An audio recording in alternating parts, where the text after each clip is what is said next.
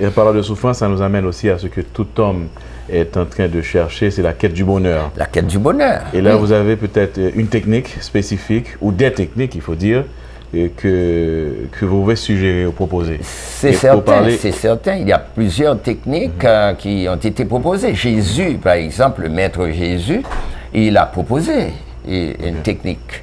Et sois tranquille et sache que je suis Dieu. Sois tranquille et sache que je suis Dieu. Ça, c'est une technique. C'est-à-dire, il propose, n'est-ce pas, la tranquillité, le repos. Mais il n'est pas le seul. Il y a un tas. Et c'est une technique que l'on retrouve dans toutes les grandes religions du monde. Vous voyez? Donc Jésus a proposé une technique mais alors, certains penseraient que les chrétiens savent que Jésus a proposé la technique de la prière. La prière est une chose. Et nous aurons à parler un peu de la prière. Mais la prière, il y a quelque chose de bien supérieur que la prière. C'est le silence, la méditation.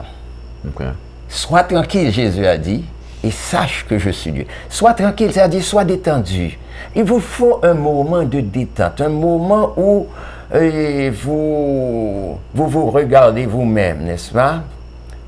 Vous apaisez le mental, parce que le mental est perturbateur, n'est-ce pas? Le mental, dès que vous êtes dans le mental, vous êtes dans le problème. Le mental est problématique. Vous voyez? Donc vous déposez le mental, vous ne réfléchissez pas. Non, vous restez tranquille, simplement. Alors c'est une observation de soi. Mais Jésus savait méditer et il savait prier. Et c'est pas la même chose. Vous voyez?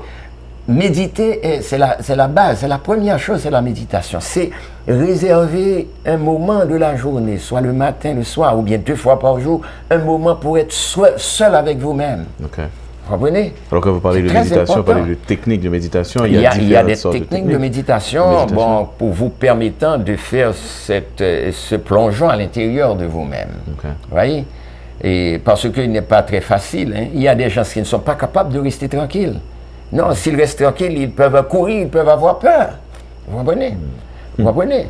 Il y a des gens qui ne peuvent pas rester seuls. Et pourtant, c'est dans cette solitude-là, c'est dans cette paix-là que vous pouvez rencontrer, n'est-ce pas, et sentir, n'est-ce pas, et le divin.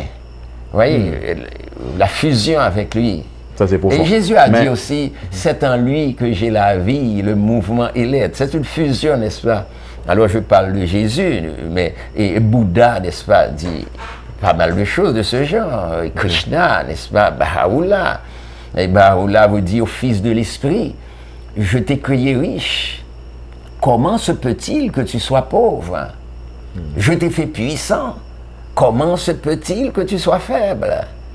De l'essence même de l'amour et de la sagesse, je t'ai manifesté.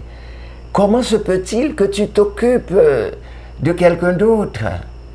Tourne ta vue vers toi-même et tu me trouveras en toi, tout-puissant, suprême. Voyez? Donc il vous demande de rentrer. Jésus a dit aussi, cherchez d'abord le royaume des cieux et sa justice, ses lois. Tout le reste vous sera donné par surcroît. Il a ajouté, ce royaume se trouve au-dedans de vous. Vous comprenez? Donc c'est ce retour au-dedans de soi, parce que nous nous éparpillons, là, avec la pensée ne fait que ça, nous porter vers les choses du dehors. Donc là, carrément, vous parlez de l'homme-dieu, l'homme qui a Dieu qui habite en lui. Nous sommes d'essence divine. On ne peut exister, rien n'existe, n'est-ce pas, sans Dieu. Vous voyez, Dieu est partout, il est omniprésent, c'est-à-dire il est partout. Il est omniscient, il est omnipotent. Vous voyez, c'est cette seule conception qu'on peut avoir de Dieu, parce que le suprême, lorsque Albert Einstein vous dit, il y a une évidence indiscutable de loi d'ordre dans l'univers. Cela signifie qu'il y a une intelligence qui a le monde en charge, qui prend le monde en charge. Vous voyez, nous ne faisons pas les choses de nous-mêmes, mais lorsque nous nous reconnaissons lorsque la fusion est faite avec lui, n'est-ce pas? Eh bien, sa force est notre force, sa vie est notre vie, vous comprenez?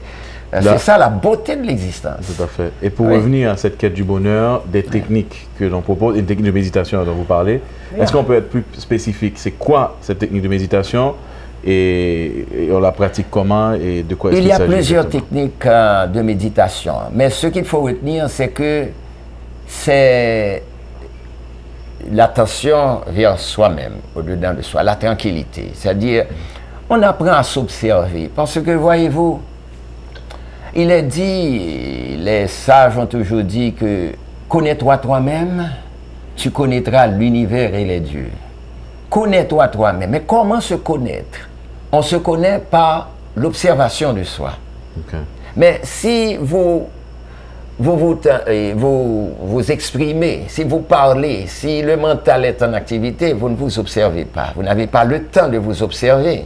Il y a quelqu'un, c'est Neil Donald Walsh, n'est-ce pas, un bonhomme qui a écrit un ouvrage formidable, Conversation avec Dieu. Okay. Et a dit que l'homme est tellement occupé, n'est-ce pas, qu'il n'a pas le temps d'entendre Dieu qui lui parle. Dieu nous parle constamment, mais nous sommes occupés, n'est-ce pas, de nos affaires, nous n'entendons pas.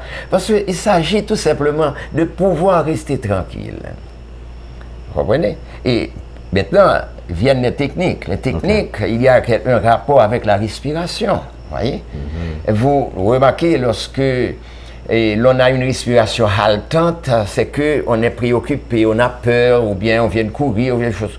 Maintenant, lorsque l'on contrôle la respiration, lorsque l'on se sent en train de respirer, lorsqu'on prend conscience de soi, parce que nous ne nous connaissons pas, nous ne prenons pas le temps de nous écouter.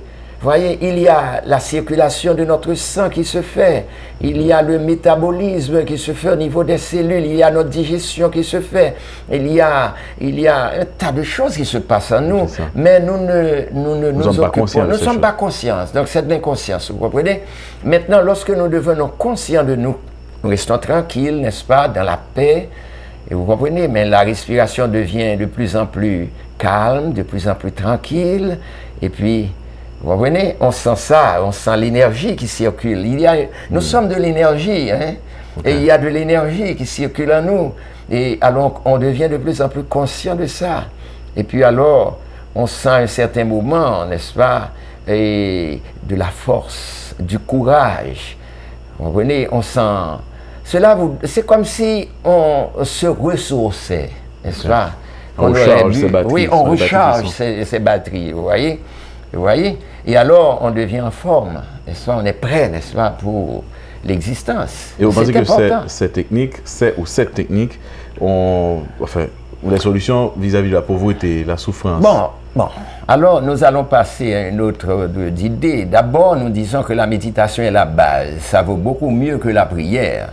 Parce que c'est lorsque vous êtes tranquille, lorsque vous êtes apaisé, que vous pouvez avoir des pensées plus claires. Attention, les adeptes de la religion vous disent qu'ils méditent sur un texte biblique ou qu'ils sont en train de méditer sur un verset. Alors, il y a l'Occident, n'est-ce pas, et ne conçoit pas et le dépassement du mental, d'une façon générale. C'est le mental qui serait le niveau le plus élevé de l'homme. Mais pour les orientaux, n'est-ce pas, il faut aller au-delà du mental. Vous voyez? Il y a la conscience pure, ce qu'on appelle la conscience pure. Lorsque vous êtes établi, n'est-ce pas, en vous-même, n'est-ce pas, eh bien, vous bénéficiez, n'est-ce pas, vous rentrez tout simplement dans cette force qui nous entoure, qui est autour de nous. C'est la force, d'ailleurs, c'est l'unique force, vous voyez, qui prend diverses formes. C'est Dieu, c'est Dieu, parce qu'il a la seule existence en réalité. Alors, maintenant, pour la prière, ou bien pour... La prière est plutôt mentale, hein? Vous voyez? Il y a plus que la prière, vous dites. Non, je dis que la base, n'est-ce pas, c'est de méditer d'abord et ensuite prier, parce que la prière a sa valeur, parce que la prière, c'est quoi? C'est une expression, n'est-ce pas, de ce que l'on a en soi. Vous voyez, ce que vous concevez de Dieu, c'est ce qui va donner forme à votre prière. Vous voyez, il y a des gens, n'est-ce pas, qui qui racontent des histoires à Dieu, voyez, qui disent à Dieu, qui parlent à Dieu, c'est entendu, mais qui demandent à Dieu. Je ne dirais pas qui demandent même, qui quémandent à Dieu. Voyez, c'est comme des mendiants, voyez, chaque jour ils sont après Dieu, n'est-ce pas, comme si Dieu, n'est-ce pas, c'était quelqu'un qui n'était pas tout amour, vous voyez. Alors il fallait forcer, il fallait le pressurer, vous comprenez. Or, Dieu, c'est le don même. Il ne fait que donner. Mais le problème, ce n'est pas Dieu. Le problème, c'est nous qui devons savoir comment recevoir. C'est comme si une pluie divine, une pluie qui tombe, n'est-ce pas? Mais vous avez un récipient, vous tenez le récipient tête en bas. Vous voyez? Mais qu'est-ce qu'il vous faut faire? Le problème, c'est vous. Vous n'avez qu'à retourner le récipient pour que le récipient soit rempli. Pour recevoir de cette pluie divine. Cette pluie divine qui tombe constamment, abondamment. Vous voyez? Alors, c'est pas de la blague, c'est comme le soleil. Le soleil donne sa chaleur, sa lumière. Mais si vous ne recevez pas la lumière, la chaleur du soleil, le problème, c'est pas le soleil. Le soleil donne toujours, mais c'est vous. Oui, alors, vous comprenez? C'est pourquoi il est dit que sois tranquille et sache que je suis Dieu.